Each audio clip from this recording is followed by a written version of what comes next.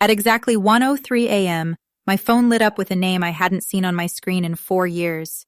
Dad.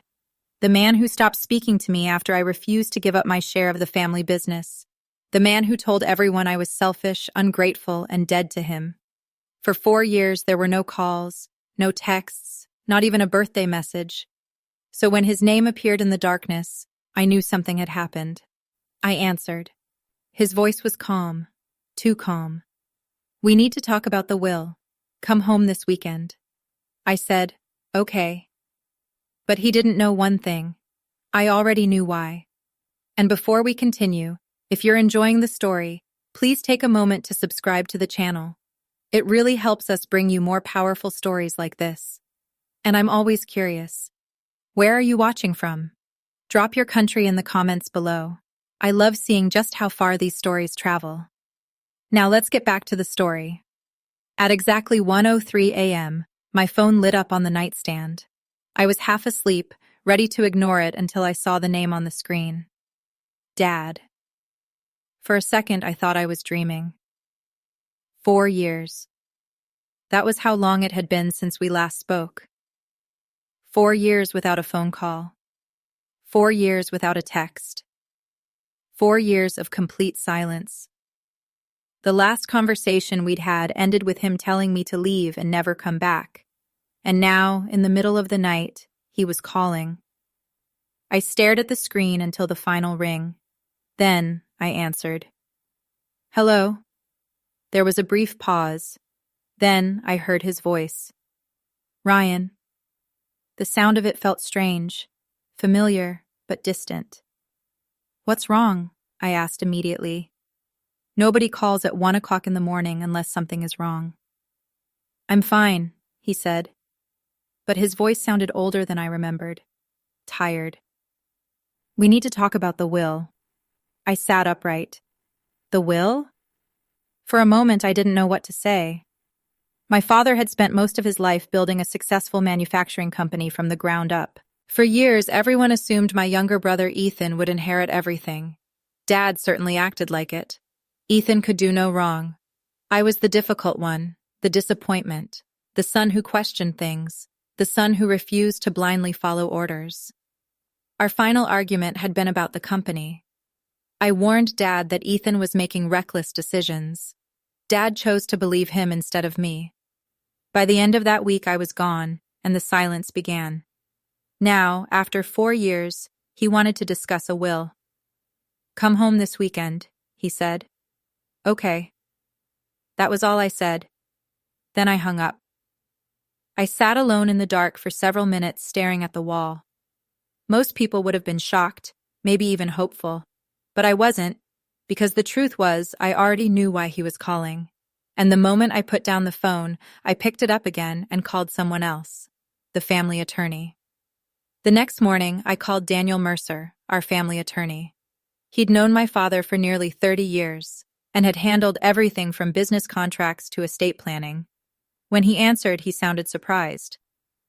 Ryan. Morning, Daniel. There was a brief silence. Then he sighed. So, he finally called. That told me everything I needed to know. Dad hadn't called me because he missed me. He called because something had changed. How bad is it? I asked. Daniel hesitated.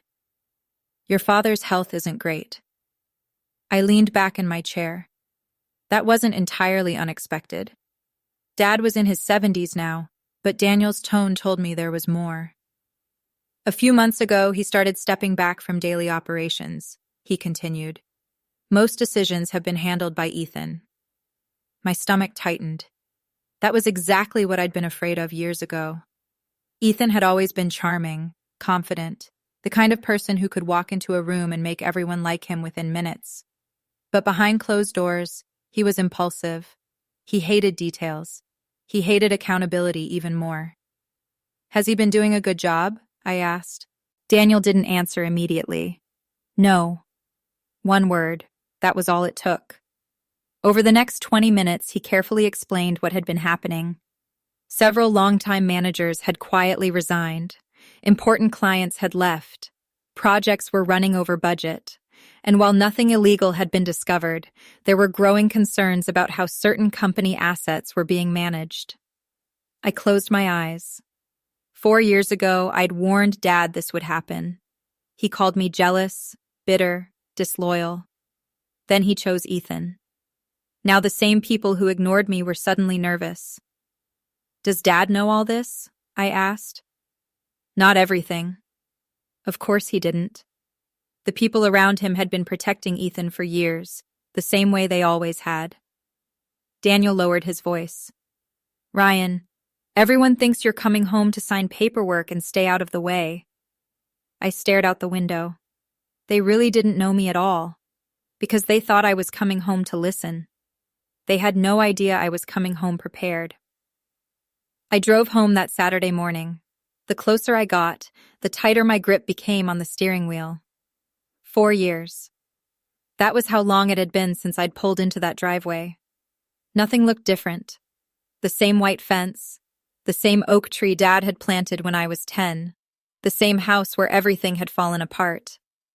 3 cars were already parked outside when I arrived.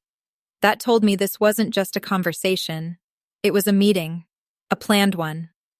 I walked through the front door and immediately felt every pair of eyes turn toward me. My aunt was sitting in the living room. 2 family advisors stood near the fireplace, and at the far end of the table sat Ethan. He smiled when he saw me. Not because he was happy, as he was confident. The kind of smile people wear when they think they've already won. Dad looked older than I remembered than I do. For a moment, I almost felt sorry for him. Almost. Ryan, he said quietly. Dad. That was it. No hug, no apology, no discussion about the last 4 years. Everyone took their seats around the dining table. A thick folder sat in front of my father. He opened it slowly. I've been reviewing my estate plans, he began. The room became silent. Dad started explaining how he wanted the business to move forward. Most of the discussion sounded exactly like what I expected. Ethan would continue overseeing daily operations. Various assets would remain under existing management. Nothing surprising, nothing unusual. Then I started asking questions. Simple questions. Questions about recent client losses. Questions about employee turnover. Questions about budget overruns. At first, Ethan answered confidently, then less confidently, then not at all. The room slowly changed. People stopped nodding. The advisors exchanged glances. Dad's expression hardened. For the first time, uncertainty appeared on Ethan's face. Then I reached beside my chair, picked up the folder I'd brought with me, and placed it on the table. The sound echoed through the room. Nobody smiled after that. For a few seconds, nobody spoke. Every eye in the room was fixed on the folder sitting in front of me. Ethan tried to laugh. What is this supposed to be? I ignored him. Instead, I opened the folder and slid several documents across the table toward my father. Dad adjusted his glasses and began reading. The confidence slowly disappeared from Ethan's face. The first pages showed client reports, major accounts that had quietly left the company during the last 2 years, accounts that represented millions in lost revenue. Dad frowned. I was never told about these. I know, I said.